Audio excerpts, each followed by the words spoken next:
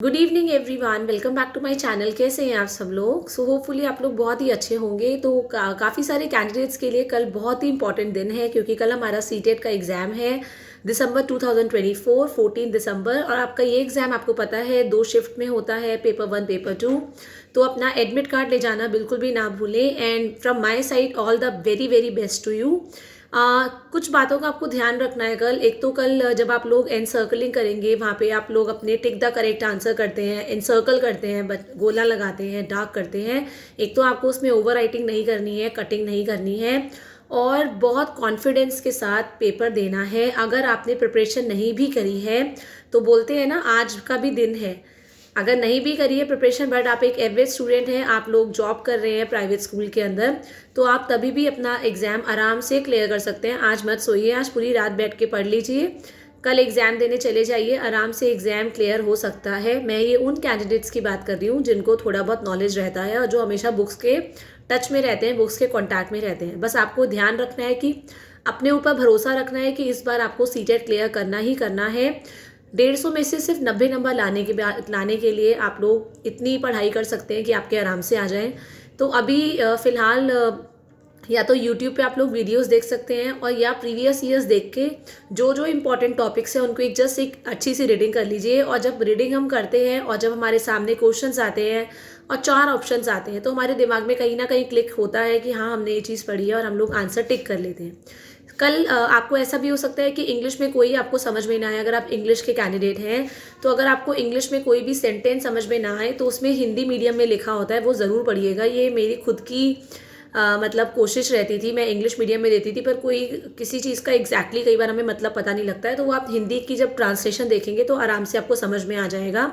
बस ये है, पूरी फुल कॉन्फिडेंस के साथ जाना है, और आपको इस बार का सीटेट क्लियर करना बहुत ही ज़रूरी है, क्योंकि इसी बार का सीटेट क्लियर करने के बाद आप लोग अप्लाई कर पाएंगे अपने केवीएस और DSSS जॉब्स के लिए। क्योंकि जिन कैंडिडेट्स का सीटेट ऑलरेडी क्लियर है, तो उनकी तो कोई प्रॉब्लम है ही नहीं, क्योंकि अब सीटेट की वैलिडिटी पहले 7 साल थी और अब लाइफ टाइम हो गई है। बट बाकी के कैंडिडेट्स ऐसे हैं जिन लोगों का सीटेट क्लियर नहीं है, तो कल आराम से, पेशेंस से, ध्यानपूर्वक पूरा अच्छे से पेपर करिए। मैक्सिमम कोशिश करिए कि 150 में से 150 क्वेश्चंस कर पाएँ।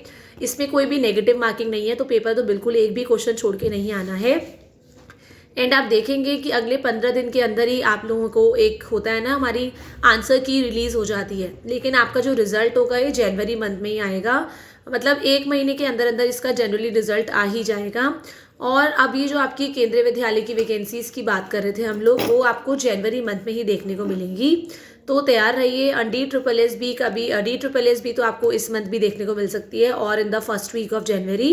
बट यस, पूरी की पूरी बस ये आगे पीछे वैकेंसीज रहेंगी। तो इन दोनों वैकेंसीज के लिए आप बिल्कुल तैयार रहिए। कल का मौका बिल्कुल भी मत छोड़ना, क्योंकि कई बार ऐसा होता है ना, हम लोग सोचते हैं कि अरे हमारी तैयारी नहीं है, हमारा सेंटर बहुत दूर आया है, तो छोड़ देते हैं।